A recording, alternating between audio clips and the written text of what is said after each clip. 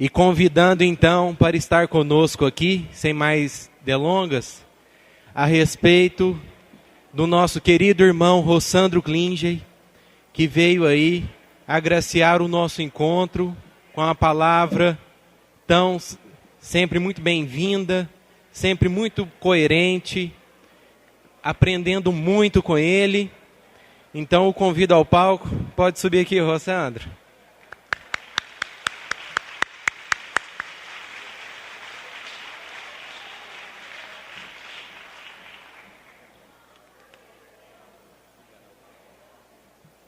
Boa tarde a todos e a todas. Vou pegar aqui para ficar melhor. É um prazer muito grande estar aqui pela primeira vez em Tuiutaba para falar dessa temática, mas eu queria fazer um alerta antes para vocês. Queria que a gente fizesse um acordo de caridade recíproca. Concordam comigo?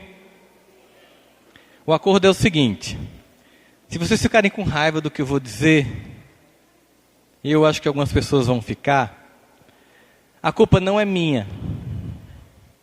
A culpa é de Jesus. Então, se vocês quiserem tomar satisfação, vocês fazem uma prece mais tarde e perguntam para ele por que ele falou tudo isso. Concordam comigo? Eu acho que o clima de fraternidade, de alegria, que nos une a todos nós espíritas, nos encontros no Brasil e no mundo, a música, esse evangelho redivivo, realmente aquece os nossos corações. Mas não há como negar que nós estamos passando por um momento muito complexo da história humana. Não há como não perceber a dor que campeia a terra neste momento. E não se preocupem, porque eu não vou deprimi-los falando sobre crise política brasileira. Eu estou falando aqui de algo muito maior. É nós que sabemos e temos o entendimento do que está se passando e muitas vezes ignoramos a seriedade do momento grave pelo qual passa a história humana. Hoje em dia, pesquisadores de todas as áreas tentam entender o que está acontecendo no planeta.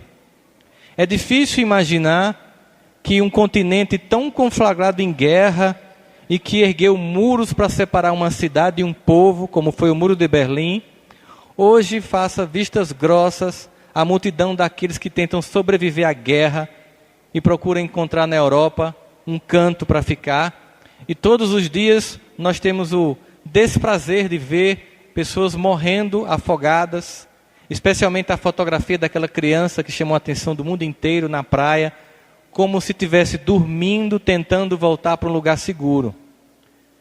Ao mesmo tempo, enquanto as tragédias coletivas acontecem, nós percebemos também no cotidiano das nossas vidas, das nossas famílias, dos nossos casamentos, do ambiente de trabalho, dentro dos movimentos religiosos e da nossa doutrina, um significativo nível de conflito entre as pessoas. Ao mesmo tempo também percebemos uma perturbação geral na ordem das vidas pessoais, e enquanto a própria Terra se movimenta nas transformações, cada habitante dela, encarnado ou desencarnado, também tem feito isso. Todos nós vivemos no momento anunciado pelo Evangelho. Todos nós temos uma informação que o mundo acadêmico não tem, que passamos por uma crise de proporções históricas, a maior crise da história humana, que irá nos levar a uma outra condição de status civilizatório e espiritual, mas que não acontecerá sem custos, e que não acontecerá a contento sem a colaboração de cada um de nós, que não está aqui hoje, que não foi chamado por Jesus para reencarnar no Brasil, a convite de Ismael, para ignorar a dor e apenas fazer coro à desgraça e passar a ideia de pessimismo, de tristeza e de desesperança que toma conta das almas da pátria do Cruzeiro. O que mais a gente recebe nos WhatsApp da vida são comentários críticos e piadas sobre o Brasil e sobre os mandatários temporais deste país, esquecendo nós de que quem governa a terra é Jesus. E que todos os mandatários são temporais. E que esses irmãos que se equivocam hoje necessitam muito mais de nossa colaboração, de nossa prece, de nosso apoio. Porque alguém que quer trabalhar na obra de Jesus, alguém que quer fazer a diferença na história do seu povo, deve deixar de ser apenas um crítico quanto mais, para ser alguém que reconhece os problemas, porque não é cego e percebe que há problemas, mas reconhece os problemas, propõe soluções e participa dessas soluções. O que nós iremos falar hoje aqui é sobre céu e inferno como estágios de consciência. E eu vou começar e vou terminar com a mesma frase. No momento como esse da história humana, em que os corações parecem desesperançados, desbussolados, sem ter para onde ir, continuamos a ter no Evangelho do Cristo e na sua própria imagem a segurança e a esperança que tantos nós buscamos.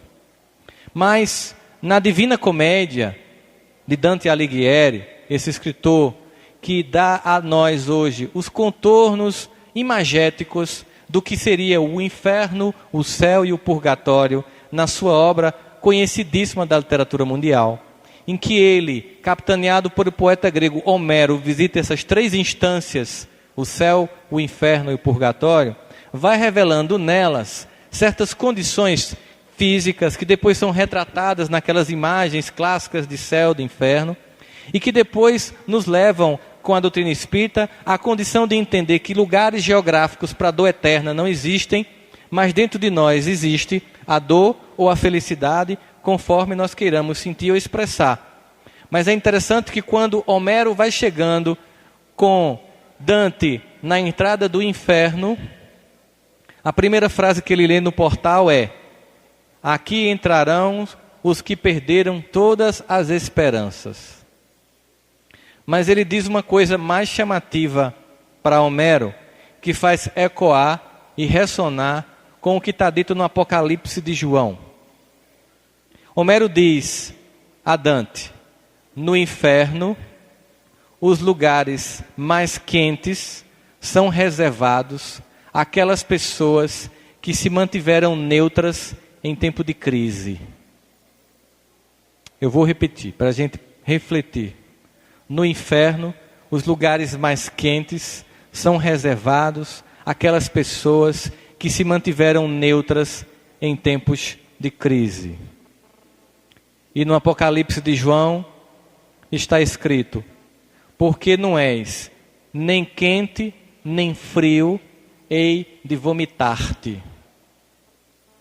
Olha o peso da assertiva. Porque não és nem quente, nem frio, hei de vomitar-te. Isso dá a clara indicação de que o Evangelho de Jesus é uma carta viva para a ação, para um comprometimento histórico, para que a gente não pense que o Evangelho de Jesus é uma experiência de fim de semana na qual a gente vai para o culto, para a missa, ou para o centro espírita tomar um passe e se sentir bem, ouvir o Evangelho, vir para o Cometrim, e no dia que volta a trabalhar, a gente se comporta com a mesma indecência, com a mesma incompetência, com a mesma falta de compromisso, com a mesma falta de ética de qualquer pessoa que nunca ouviu falar em Jesus.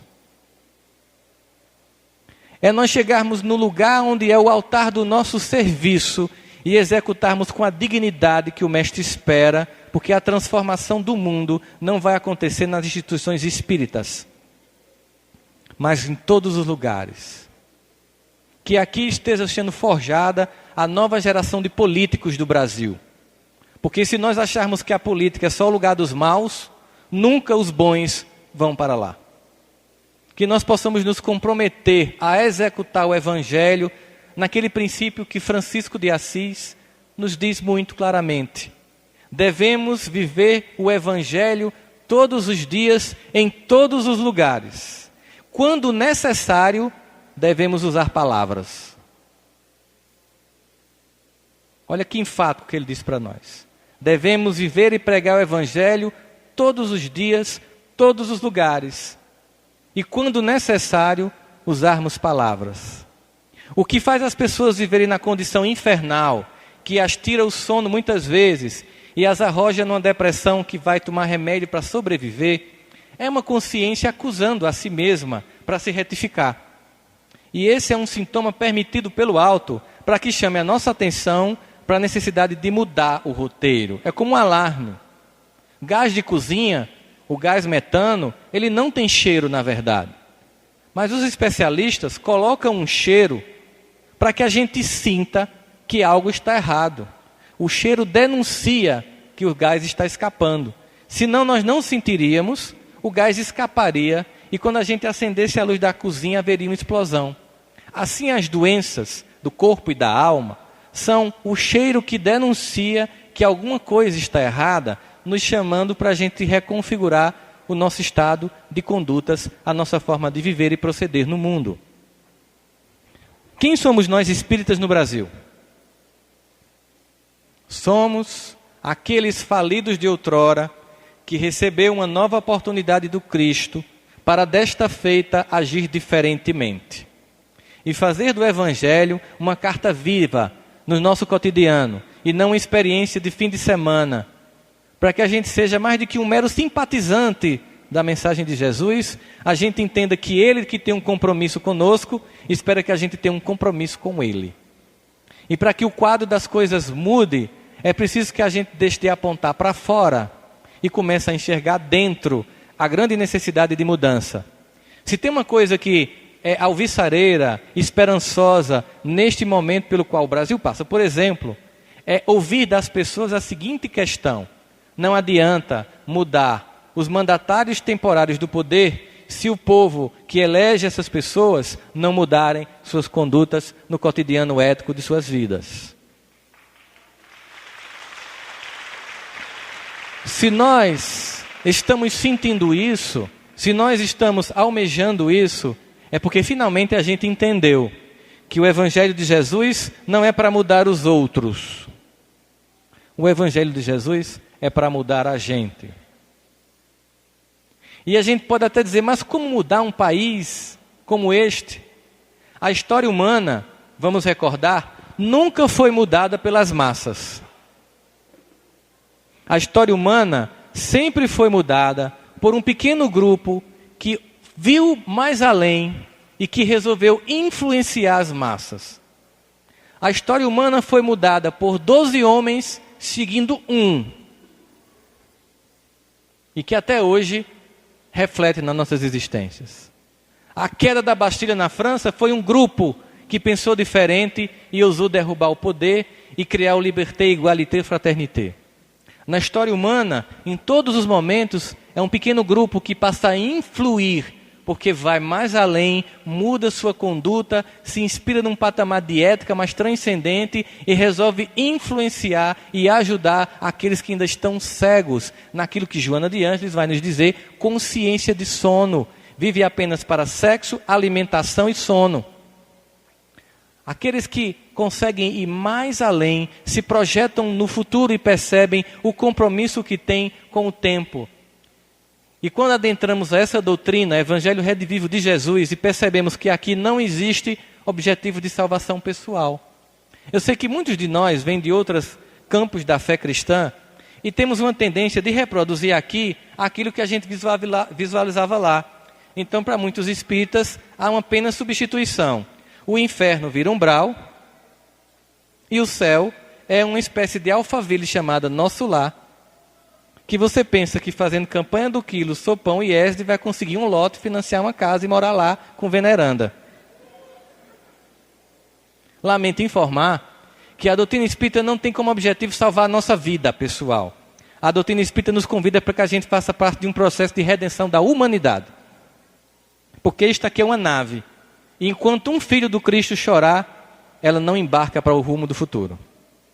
Portanto, não adianta cercar a sua casa com cerca elétrica, blindar o seu carro, enquanto o resto da humanidade sofre. Porque um dia você desce do seu carro.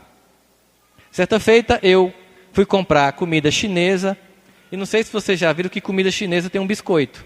Já viram? E sempre tem uma frase positiva. É um biscoito da sorte que os chineses chamam. E sempre tem uma frase positiva. E nesse dia eu estava em Recife. E assim saiu a frase: hoje você terá um encontro inusitado.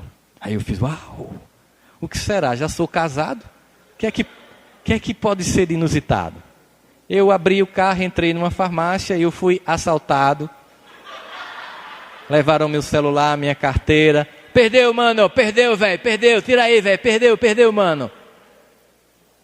2 vítimas sociais de 16 anos, com armas na nossa cabeça, ameaçaram, chutaram pessoas e levaram tudo que a gente tinha.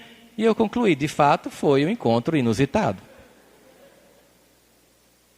E a grande questão é, ficar com ódio do que aconteceu ou se perguntar, com a minha contribuição, para que no meu país, ao invés de um jovem de 16 anos pegar uma arma para roubar coisas e depois destruir a sua própria vida usando drogas, ele esteja num cometrim sendo evangelizado?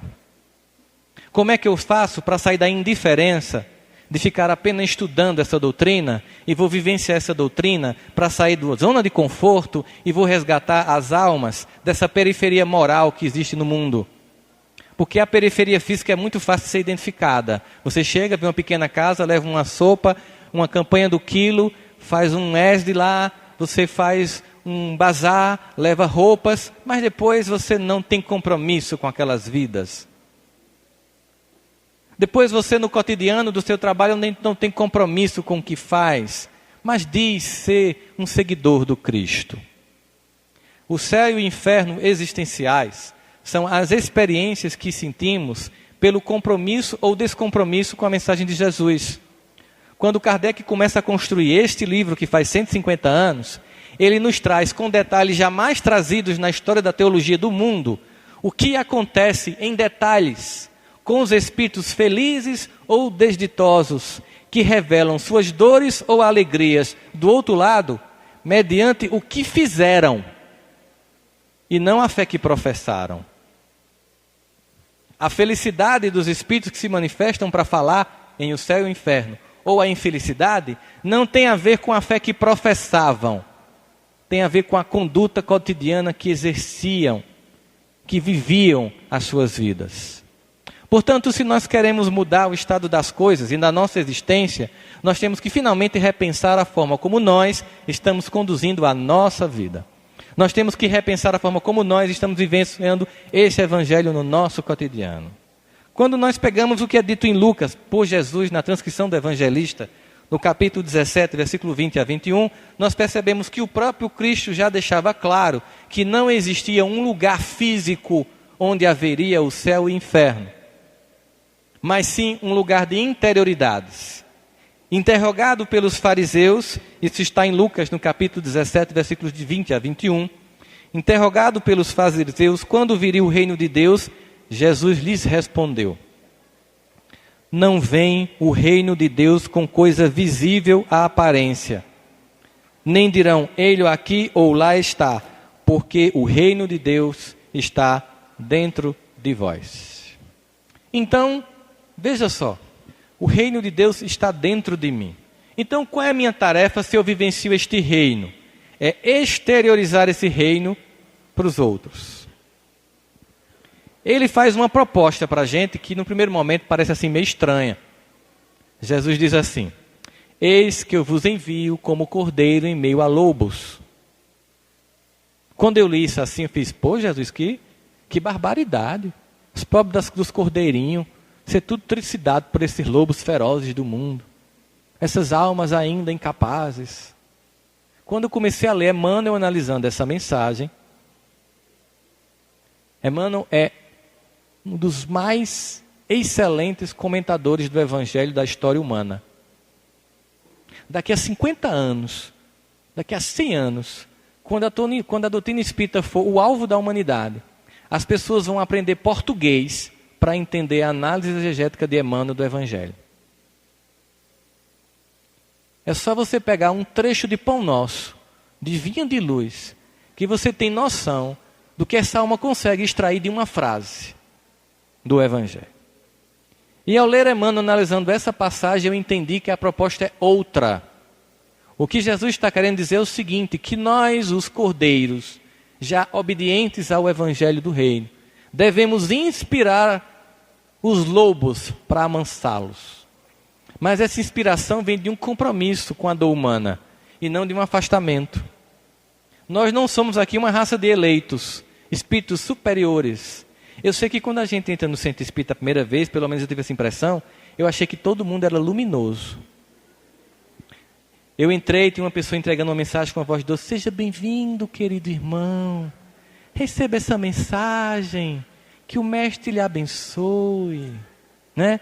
Aí eu entrei naquele ambiente com aquela música clássica tocando, saiu do forró, saiu da música sertaneja. Aí estava lá um Nando Cordel suave tocando, uma pessoa faz a prece, aquela voz doce, eu digo, é um espírito de luz, eu estou no lugar errado. Aí vem um expositor, começa a falar, aí ele já está lendo Emmanuel e começa a mudar o linguajar do português, aí em vez dele fazer, entretanto, todavia, porém, ele faz debalde os acontecimentos do mundo. Eu faço, eu estou no lugar errado, aqui só tem espírito de luz. Basta ficar mais 10 dias que você começa a observar que ali é o lugar certo para todos estarem. Eu vim para os que estão doentes. E você entende que você está internado no mesmo hospital. E que aqueles que julgam que são médicos são as almas mais necessitadas do Evangelho. E aí você fica empolgado. Porque você descobre uma coisa fantástica nesse hospital Centro Espírita do Cristo. É que nesse hospital, o doente entende que a única forma de se curar é parar de chorar a própria dor, se erguer para cuidar de quem está ao leito do lado. E este é o grande remédio que nos tira do inferno da infantilidade de se achar a vítima do mundo, e coloca aquela aguinha na boca do filme de André Luiz, do romance, e em silêncio passa a ver a dor do outro e a ajudar. E ao final de um único dia, percebe como nossa vida é abençoada. E ao invés de ser o infantil ingrato que apenas pede, pede e chora, se torna alguém que colabora e entende o papel que tem na tarefa do Evangelho. Para que nós possamos experimentar esse céu, devemos escutar Jesus quando nos diz: vinde a mim, todos vós que estáis cansados, que eu vos aliviarei. Esse convite é fantástico, né, gente? Diga aí. Em meio a um mundo tão louco, a propostas tão desnorteadas, ouvir assim: vinde a mim, vós todos que estáis cansados, que eu vos aliviarei. O problema é que tem gente que faz essa leitura para aí fecha a Bíblia. Aí faz, Jesus vai me aliviar. Eu vou continuar sendo equivocado. Eu vou continuar fazendo tudo errado, mas no fim de semana Ele vai me aliviar. Jesus é um limpol. Você peca, Ele limpa. Você peca, Ele limpa. Você peca, Ele limpa. Conselho: abre novamente o trecho e continua a leitura, porque ele diz: vinde a mim todos vós que estáis fracos e cansados, que eu vos aliviarei. Aprendei de mim, que sou brando e pacífico de coração. Então essa leveza não vem dele gratuitamente. Vem inspirar-se nele para exercer a brandura e a passividade do coração. E assim eu saio do inferno do ressentimento, da falta de perdão, do milindre, do discurso de vítima, do coitadinho que só pede: eu quero passe, eu quero cura, eu quero tudo, mas não quero fazer nada. Parando de chorar e de só pedir, ele passa a agir e entende que quando a gente age no bem, o bem investe em nós. Por que alguns de nós preferem continuar no inferno? Vocês sabiam que a coisa mais chocante, descoberto pela psicologia, nos estudos do comportamento humano, é entender o masoquismo? Porque tem pessoa que gosta de ser infeliz. Uma vez chegou um paciente me contando o seguinte: eu quero sair da casa da minha mãe porque eu não aguento, ela só reclama. tudo para ela é negativo. Ela só fala coisa ruim, para ela nada vai dar certo. Ela tem aquele discurso de graça, nem injeção na testa. Comigo nunca acontece nada, eu nunca ganhei uma rifa. Aquele discurso de uma pessoa amarga. Eu não aguento, vou sair de casa, tal. E ele contou para as irmãs dele que queria sair de casa. E ele me contou isso. Ela sofre demais, tem hora que eu tenho pena dela. Eu disse, não, ela não sofre muito não. Ele fez, não, ela gosta disso. Ele, tu é louco? Não, é sério, ela tem um prazer nisso que você está pensando que é sofrimento para ela, ela tem prazer. Aí ele fez, psicólogo é um bicho muito doido. A pessoa vinha aqui para dizer que a mãe está sofrendo, e o idiota dizer na cara da gente, e o cara pagando, que a mãe da gente gosta de sofrer. Ele ficou irritado comigo. Aí ele conversou com as irmãs sobre essa história. As irmãs falaram para a mãe e a mãe deixou de reclamar, com medo dele sair de casa. Como ele é muito rico, a família toda é muito rica, quando foi no aniversário, ele disse, mamãe, a senhora quer um apartamento novo, quer um carro novo, quer ir para a Europa, quer uma joia, quer o que de presente? Aí a mãe disse assim, meu filho, você quer me dar um presente mesmo? Eu posso pedir de coração? Pode. Deixa eu reclamar da vida? Aí ele chegou no consultório e disse, mas rapaz, tu estava certo, minha mãe gosta. Ela tem prazer em reclamar. Por que algumas pessoas têm prazer em reclamar? Porque algumas pessoas sempre estão incorporando no centro, sempre estão tomando passe, sempre tem que estar sendo socorrida. Venha fazer evangelho, reze por mim, nem para rezar por ela presta. Por quê? Já se perguntaram? Eu não estou falando aqui numa hora grave, em que um irmão nosso cai, e não deveria nem precisar pedir o nosso socorro. E a gente deveria lá estender a mão, o evangelho, socorrer e dar paz. Mas faz isso numa crise. Eu estou falando daqueles que fazem isso a encarnação toda. Que é mais complicado, né? Eu chamo de urucubaca.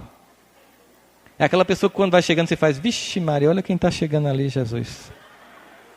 Eu sei que vocês não conhecem gente assim, obviamente, que não tem aqui no Triângulo Mineiro, gente assim, né? No Movimento Espírita.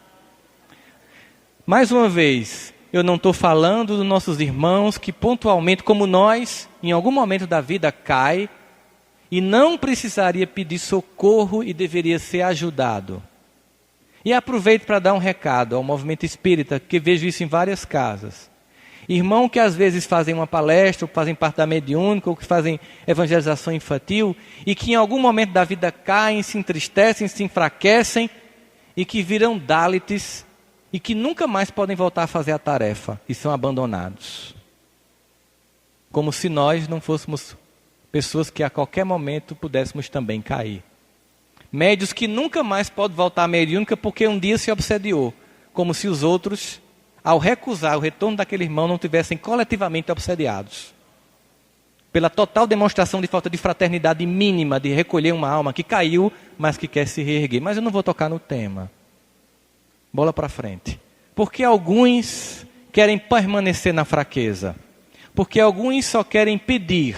Sabe por quê? Porque vítima não tem compromisso com a própria vida, nem com a mudança do mundo. O discurso de vítima é altamente conveniente. A vítima só pede, nunca dá, nem mesmo a si. Mas o Cristo está chamando a gente para o BOPE, para um treinamento ostensivo, de preparação de forjar a armadura que Paulo descreve, o capacete da justiça, a espada, o escudo, para que a gente vá para esta guerra e vença, porque o bem é quem impera no mundo que Deus comanda. E o mal provisório daqueles que um dia serão anjos, que um dia serão luz, que um dia serão exemplos a serem seguidos. Muitos desses irmãos que a gente critica, um dia, como nós já fomos errados, um dia estarão aqui buscando o Evangelho de Jesus. Precisamos então agir. Precisamos então sentir essa paz. Precisamos então sair da zona de conforto e forjar em nós a atividade do Evangelho. Muitos irmãos nossos vivem apenas a visualizar as notícias, sem se perguntar como eu posso fazer para mudar a história do mundo. Como eu posso fazer para mudar a história da minha cidade, da escola onde eu trabalho, do lugar onde eu trabalho, da minha família. como eu posso fazer para inspirar e fazer parte da regeneração. Afinal, o planeta Terra não se regenerará. A única coisa que pode se regenerar são os habitantes do planeta Terra. Nós nos regeneraremos e então a Terra coletivamente sentirá a mudança de nossas atitudes. E aí a paz tão desejada, a suavidade tão balsâmica prometida por Jesus, será sentida no momento em que nós agirmos com brandura de coração, mas com iniciativa. Nós precisamos ser aquele aluno proativo. Vocês, quem é professor aqui, por favor, levante a mão, por favor. De escola pública. O que foi que você fez na encarnação passada para merecer isso? Me diga. Eu não sei o que você fez, mas eu sei por que você foi escolhido para dar aula em escola pública.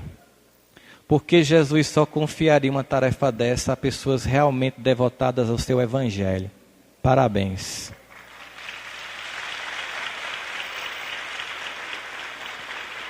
Só espíritos devotados ao evangelho de Jesus se submetem a dar aula num país que não reconhece a educação, nem muito menos o educador. E que apesar disso, serve. Meus parabéns, meus irmãos. Mas nós devemos nos perguntar, a nossa tarefa de estarmos aqui, a nossa tarefa de fazermos a mudança, é sermos proativos. E eu falei de professor porque todo professor sabe que numa sala de aula, e aí a gente também foi aluno e vai lembrar disso. Numa sala de aula, classicamente, nós temos 3 tipos de alunos. Os proativos, os reativos e os nem-nem. Numa turma de 50 alunos, 5% são proativos. Eles fazem mais do que o que você pede, antes que você peça. E antes de você terminar a pergunta, ele já está com a mão estendida. Feito Hermione de Harry Potter. É uma proativa a bichinha, não é? 5 alunos. 30 são reativos. Só faz o que você pede, quando você pede, sob a ameaça de uma prova. E os outros 15, como dizem nossos irmãos evangélicos, só Jesus na causa. Porque eles são a geração nem. Nem estuda, nem trabalha, nem quer nada com a vida. Ora, quem muda? Aqueles que têm iniciativa. Sabe o que chama a atenção no Evangelho de Jesus? É ele em busca de quem tem iniciativa. E o mais interessante é que quem tem iniciativa são aquelas pessoas que a gente nem queria chegar perto. O que chama a atenção de Jesus são as pessoas que o buscam, com o propósito de mudança. Observe algumas cenas. A mulher que estava sangrando, a multidão inteira tocando nele, com certeza a maioria querendo cura. Eu quero a cura, mas só uma de fato queria. Só uma queria sair do inferno da doença para a cura. O resto queria continuar sendo vítima. Muitos tocaram nele, mas só uma parou de sangrar. Chamou a atenção dele. Oxê, quem foi que me tocou? Aí os discípulos devem ter dito, Jesus, espera aí, tá difícil, né? Tá todo mundo pegando em tu, como é que eu vou saber quem foi? Não, mas uma me tocou diferente porque eu senti sair poder de mim. Porque ela queria deixar de ser vítima para ser curada. Zaqueu. Imagina a cena de Zaqueu. Como é o nome da principal rua aqui de Itubiaia? Como é o nome da principal rua? 2 torres? 22. Quando a gente está... 2 torres. Da distância que eu estou, ficou 2 torres. Ele fez assim, eu vi 2 torres. 22, quando a gente está marcando o bingo lá na Paraíba, faz 2 patins na lagoa. É 22. Pronto. Imagina a situação. Está lá Jesus passando na rua 22. A multidão para vê-lo. Porque ele tinha 32 anos já. Aquela multidão para observá-lo. Ele já era uma espécie de celebrity person da Judeia. Todo mundo queria fazer um selfie com Jesus na época. Certo? Era chique. Mas tinha um homem chamado Zaqueu, que era... Quem era Zaqueu? Vamos imaginar que um cidadão aqui da cidade E a cidade passa pela seguinte situação. Essa cidade é invadida por Campinas, lá de São Paulo. E aqui tem um administrador e toda a população dessa cidade, do Triângulo Mineiro, trabalha para pagar 50% do que tem para Campinas. E quem cobra esse imposto é Badinho. Como vocês sentiriam ao olhar para ele? Ele é um cidadão da cidade que está cobrando imposto para o invasor. Ele era amado? Era odiado. Imagina esse Zaqueu. Jesus vai passando na rua 22, e não nas duas torres. E Zaqueu, que é baixinho, segundo a narrativa do Evangelho, tenta vê-lo. Quando ele tenta passar na multidão, que a multidão olha para ver quem está fazendo assim para passar, que vê que é ele, o que é que faz? Sai, miséria, nojento, cobrador de imposto. Tu lá merece ver Jesus, miserável. Empurra. Sabe o que é que faz uma pessoa que tem autoestima baixa? Vai para casa chorar. Ninguém me ama, ninguém me adora, ninguém me chama de meu amor. E vai cantando, ai, me not dog no. A vítima. Zaqueu não. Eu quero ver esse homem. Ninguém me deixa passar, mas eu vou ser proativo. Eu não vou desistir. Vi uma árvore, um sicômoro, árvore típica da região, subiu em cima. E veja, Jesus ia passando com um monte de gente lá, ele olha para aquele baixinho lá em cima. E diz, eu vou comer na tua casa, desce daí. O que chamou a atenção em Zaqueu? Proatividade. Eu quero mudar. Eu deixei de ser vítima. Deixei do discurso de coitadinho. Cansei de errar. Eu quero mudança. Por que o filho pródigo é abraçado e comemorado, embora achasse que não merecesse quando volta para a casa do pai? Porque ele errou, porque ele perdeu tudo, porque ele apostou errado, porque ele investiu em pessoas que não amavam ele, porque perdeu tudo e a todos e entendeu e quis mudar. E quando ele volta, ele é abraçado e festejado. Tem um ditado oriental que diz que quando a gente dá um passo em direção a Deus, ele dá 1000 em nossa direção. Mas a gente tem que dar o primeiro passo. Pelo menos o primeiro passo. Faz a tua parte, que o céu te ajudará. Olha só, dê o primeiro passo. Nós somos chamados para sermos os filhos trabalhadores da última hora, proativos do Evangelho. Nós somos chamados para, no cotidiano das nossas vidas, exercer a dignidade de nossas tarefas. Vocês conhecem o Salmo 100? Conhece ou não? Se eu disser a primeira estrofe, vocês dizem? Celebrai com júbilo ao Senhor.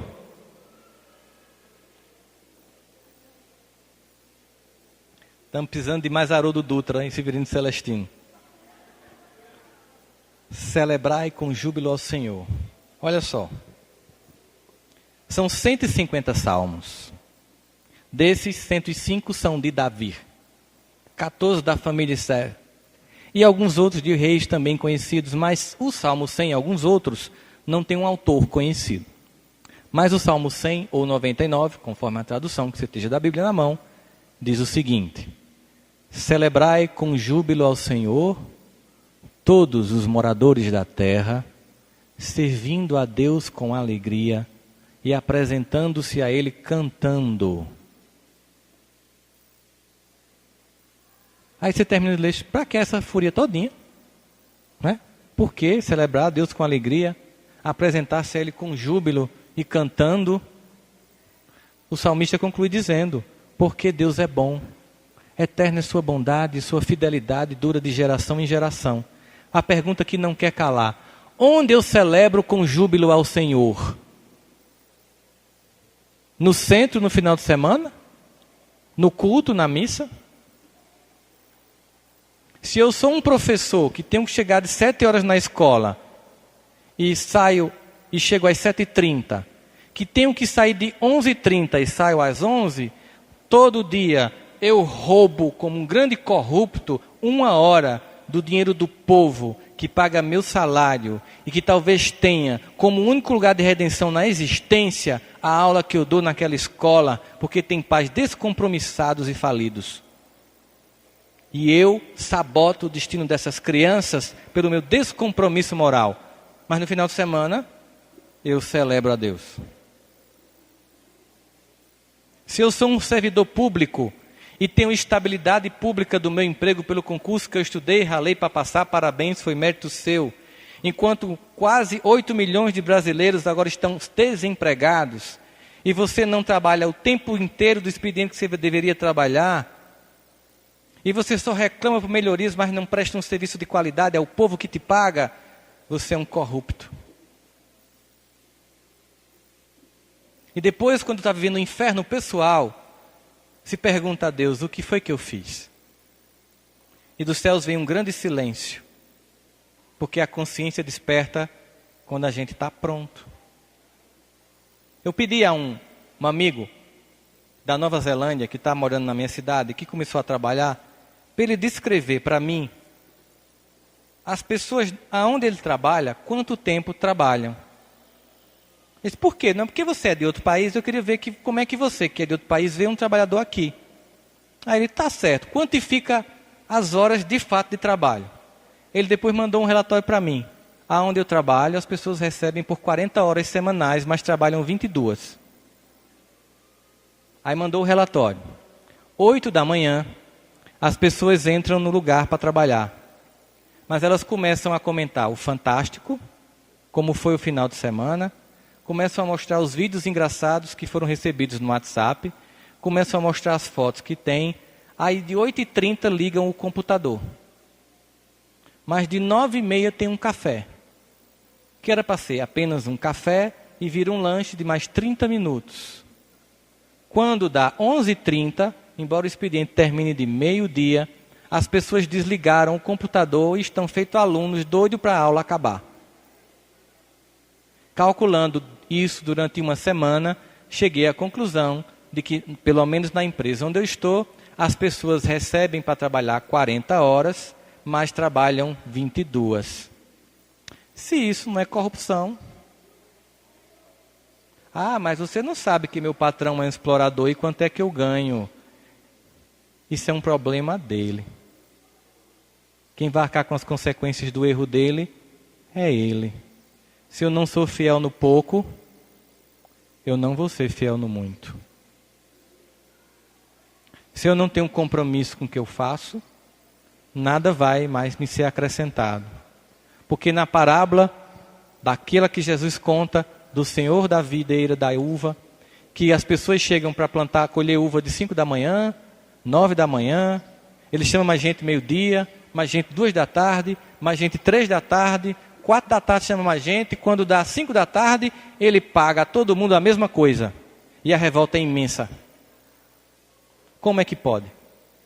Eu cheguei aqui 5 da manhã, esse homem chegou 4 da tarde, e trabalhou apenas 1 hora, e você está pagando o que eu ganho. E ele acrescenta dizendo, e quem pouco tem, tudo lhe será tirado, e quem tudo tem, mais lhe será acrescentado. Parece a parábola mais injusta do Evangelho. Um dia, eu lembrei da história de um Amnão que estava nos Estados Unidos na época de Henry Ford. Vocês ouviram essa história na internet, mas ela é real. Houve um problema na linha de produção de Ford. E esse era uma espécie de cientista, esse anão, cujo nome agora eu não lembro. E ele contratou esse homem porque ninguém conseguia resolver o problema na linha de produção do Ford T, aquele pretinho clássico que a gente conhece. E esse homem simplesmente conseguiu resolver. E cobrou mais ou menos o que seria hoje $10 mil da época, seria quase $1 milhão. E aí Ford mandou dizer para ele que aquilo era um roubo e que era um absurdo, e queria que ele descrevesse numa nota onde ele gastou tanto dinheiro. E ele mandou a nota, que virou uma anedota da internet, mas é uma história real, em que ele dizia o seguinte: parafuso que impedia a linha de montagem de funcionar, $10. Conhecimento para saber qual era esse parafuso, $9.900.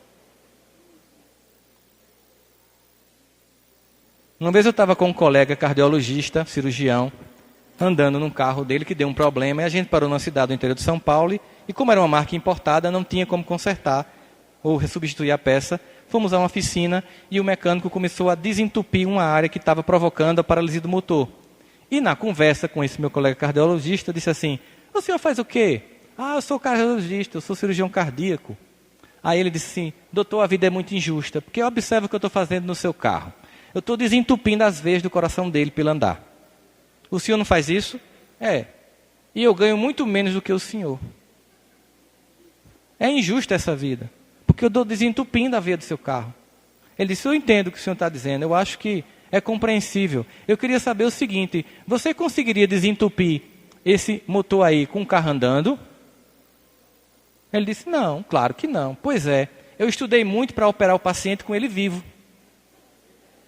Eu não desligo ele, tiro a peça, desentupo, depois coloco. Talvez seja por isso que eu ganhe mais. Eu não estou dizendo que o senhor não mereça ganhar mais. Mas quando a gente se esforça, a gente consegue em 1 hora ganhar o que as pessoas ganham em um dia inteiro de trabalho. E ao invés de ficar com raiva, nós devemos nos capacitar para servir a Deus. Ao invés de se comparar com as pessoas, devemos analisar nossa trajetória. Devemos analisar o quanto nós podemos fazer para que o mundo saia deste momento. Para que a gente vá mais além. Para que a dor deixe de campear os nossos corações e os demais, é preciso que a gente se capacite para servir a Deus.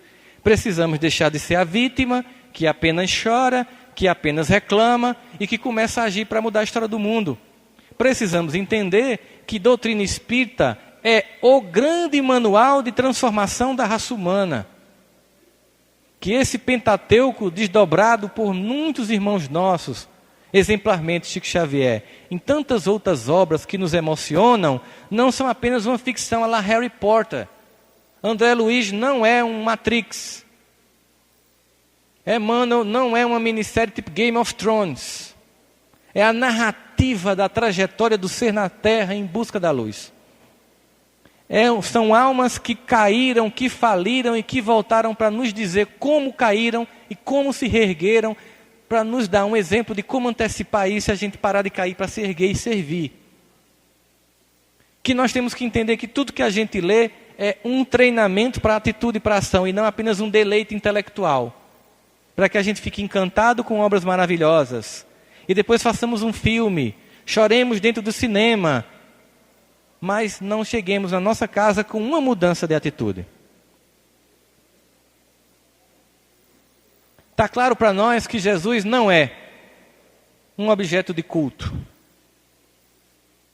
Para nós, Jesus é um modelo de conduta e de comportamento. E eu lembro de uma música da minha infância, que vocês devem cantar também, vocês devem lembrar, que trata exatamente disso. De Jesus como um objeto de comportamento, como um modelo de comportamento e não como um objeto de culto. Vocês conhecem essa música?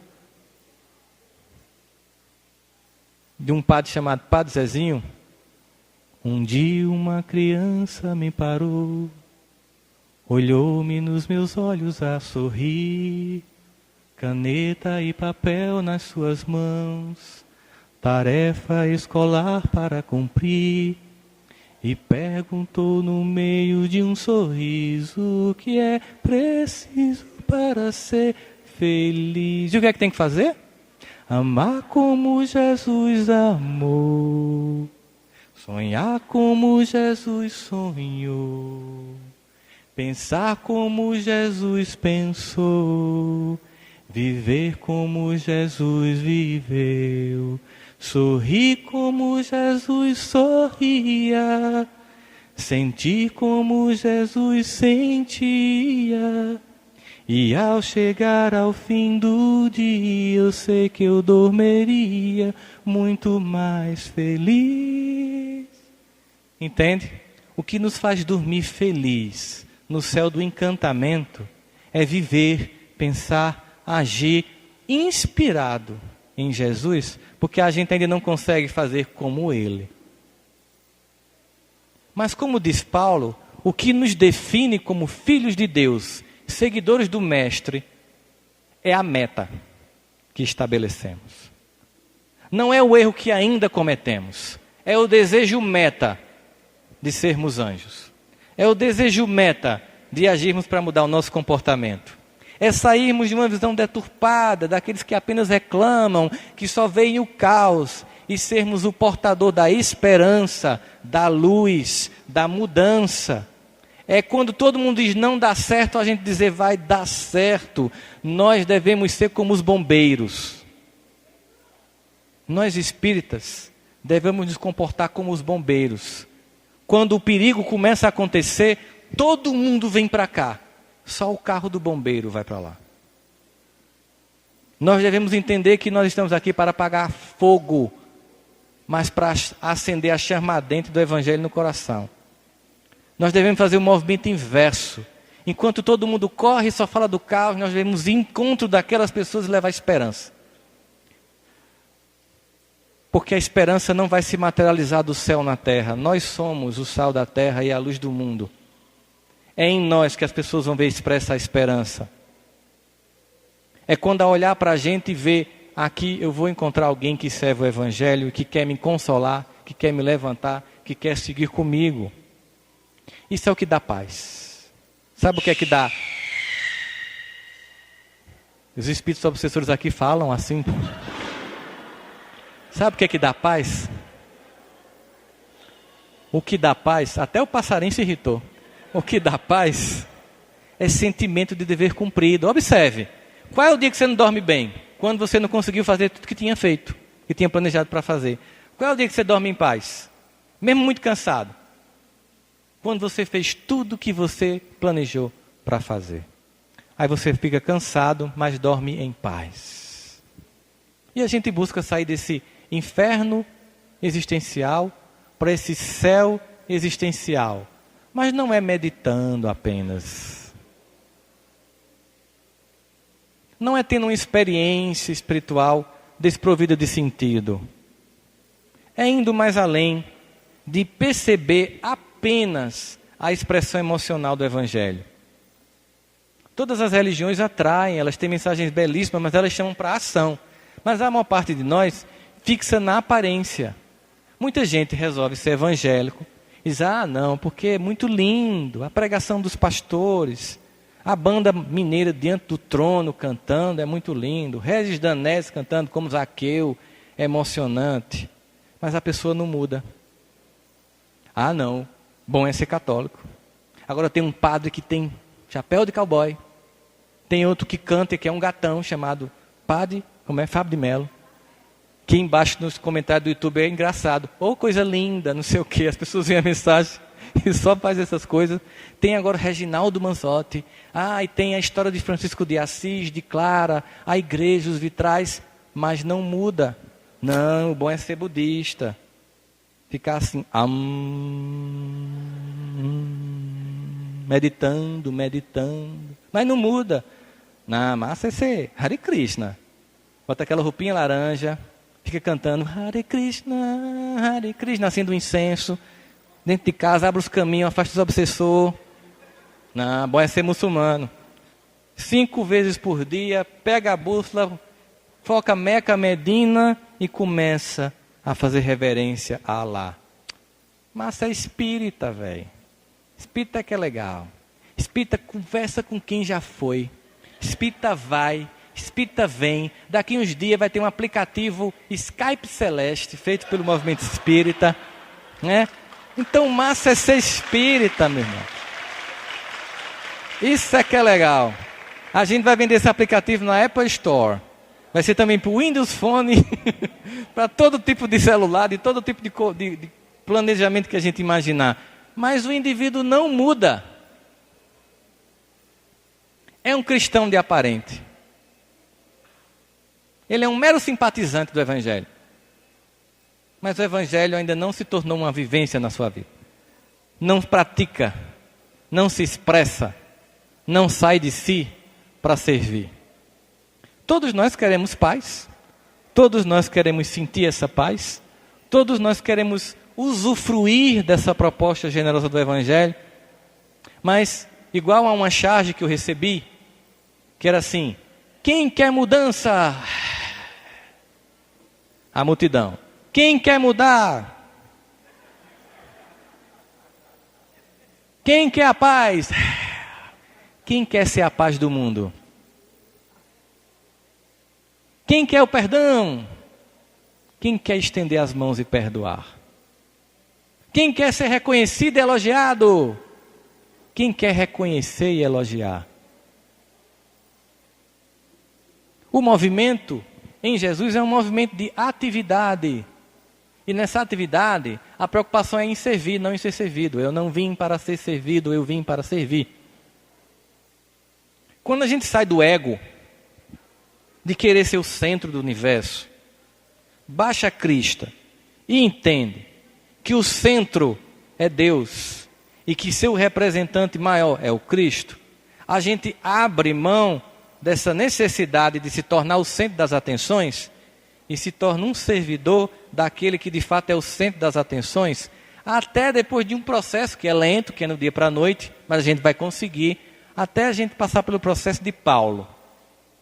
3 anos no deserto, muito equívoco, apedrejado na Grécia, crista baixa, ele não se anula, ele não se nega, ele se eleva e diz, já não sou eu quem vive, é Jesus quem vive em mim. Tudo que a gente quer é isso. A verdade é essa. Eu acho que a maior parte de nós está cansado já. A gente está cansado de tanto erro. A gente está cansado de tanto equívoco. Esses doces são para mim, não adianta olhar. Isso é inveja, é feio. Papai do céu briga. Ele até pediu para eu vir com a mala vazia para levar um docinho daqui de Minas, então não adianta. Vamos comprar lá fora. E é? Então tu não cobra imposto de mim, não? A gente faz uma negociação. A gente está cansado.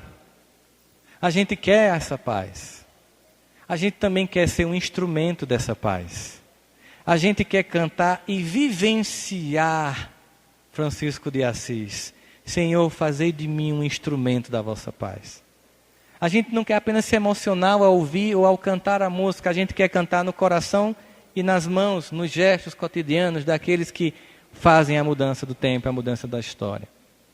A gente quer sentir essa lei que está na nossa consciência, nessa resposta que é a mais teologicamente profunda dada a Kardec no Livro dos Espíritos, na questão 622, onde está a lei de Deus na consciência? E Kardec pergunta, visto que traz na consciência a lei de Deus, que necessidade havia ela de ser revelada?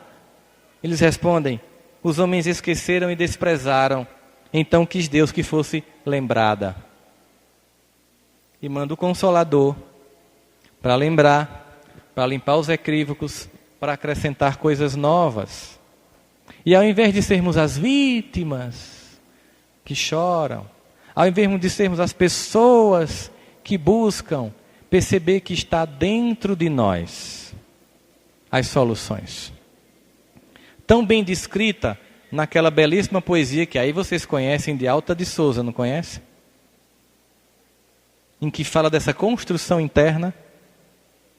Meus irmãos, tuas preces mais singelas são ouvidas no espaço ilimitado.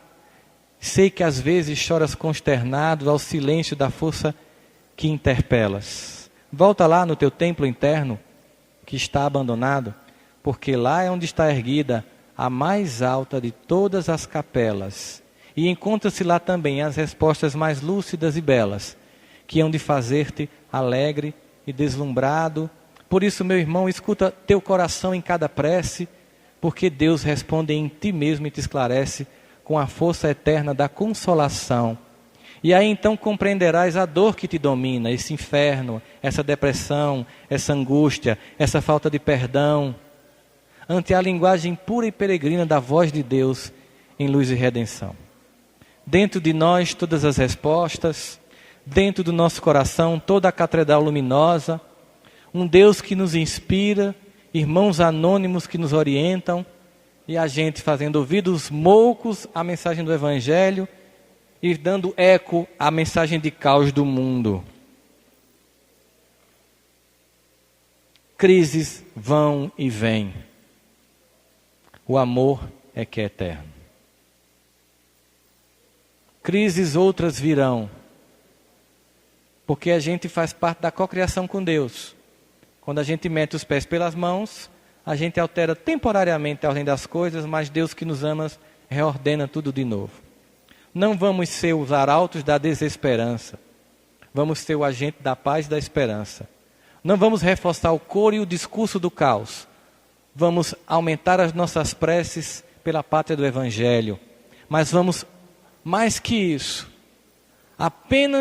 não apenas, aliás, pedir a Deus que ilumine os nossos irmãos que estão estagiando na vida política no Brasil.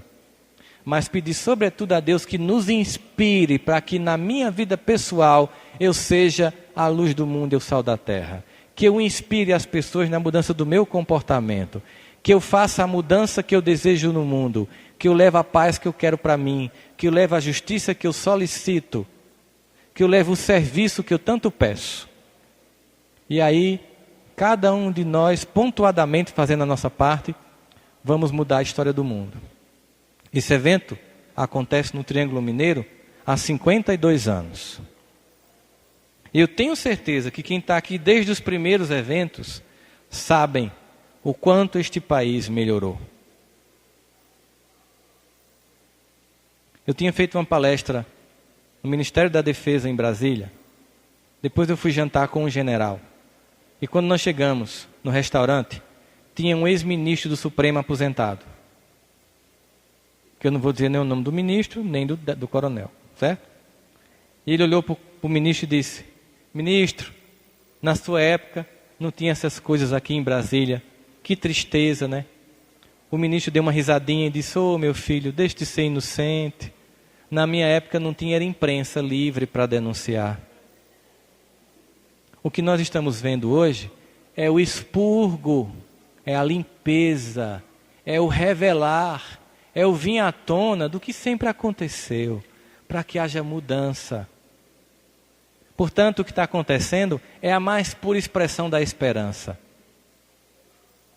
O que nós vamos ver nas nossas vidas pessoais é a vinda desses segredinhos que todo mundo tem revelado ali, ó. Porque para a mudança vir, nós temos que reestruturar nossa própria vida. Se nós queremos um céu existencial, se nós queremos um compromisso com Jesus na nossa vida e na vida da nossa história, nós devemos repensar a nossa forma de agir neste tempo em que estamos encarnados. Para que nós não possamos depois ouvir, no umbral, os lugares mais quentes são reservados para aqueles espíritas que se mantiveram neutros em tempo de crise. Juntos pelo Evangelho, meus irmãos. Muita paz e muito obrigado.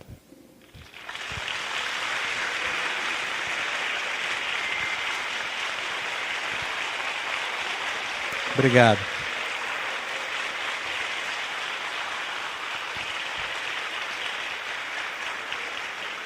Vão ficar com inveja não, né? Eu agradeço e sei que toda essa efusividade e alegria é fruto do fato de que eu estava falando de quem de fato merece todo o aplauso e todo o nosso louvor, né? E todo o nosso contentamento, que é o Cristo Jesus. Eu sei disso. Muito obrigado, meus irmãos. Ainda bem que eu não canto. Rossandro, nós te agradecemos mais uma vez por estar entre nós, não é? Nós conhecemos o Rossandro alguns anos atrás, nunca tinha ouvido falar dele e o nome chamou a atenção, né? Rossandro Klinge, quem será? A princípio eu pensei que era um ator da Globo, Klinge, né? Um nome assim tão bonito, tão diferente, né? Aí o ano passado, para a organização da Cometrim de Ibiá, nós sugerimos o nome dele, porque já então havíamos conhecido em Goiânia. E de lá para cá, desde o ano passado, ele está entre nós e com certeza permanecerá entre nós por muito e muito tempo, nessa viagem que não é fácil. Para vocês terem uma ideia, ele saiu ontem à noite de Campina Grande, foi para João Pessoa, pegar um avião, porque o voo de Campina Grande tinha sido cancelado, foi para Guarulhos, Uberlândia, para estar conosco aqui hoje, né? Quase uma viagem internacional, para ficar poucas horas, porque daqui a pouco ele vai para Goiânia, novamente para pegar o avião, 5 horas da manhã, para voltar para Campina Grande. Então é um sacrifício que nós reconhecemos e agradecemos, e que Ele possa levar de nós aquilo que temos de melhor em nosso coração, que é o carinho, que é a gratidão, e que Deus abençoe no seu trabalho doutrinário, na sua vida familiar, e leva sempre esse coração amigo dos mineiros, dos triangulinos, tá bom? E aqui tem algumas lembranças das crianças do Lar Espírita Pouso do Amanhecer e dos espíritas de Ituiutaba. São alguns doces típicos da nossa região, alguma comida, né? E eu falei assim, gente, pro Rossandro não precisa farinha, tá ok?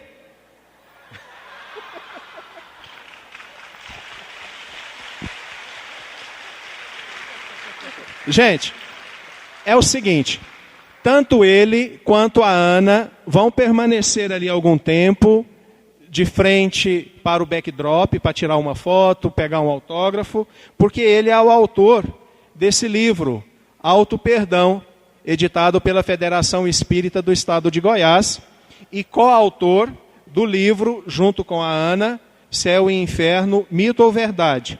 E tem também os DVDs para aqueles que tiverem interesse, fiquem à vontade, tenham um resto de tarde muito agradável. Rede Amigo Espírita, uma ferramenta de união, interação e divulgação do movimento espírita. Acesse www.redeamigoespírita.com.br e confira nosso acervo disponível. Rede Amigo Espírita, divulgando, instruindo e unificando.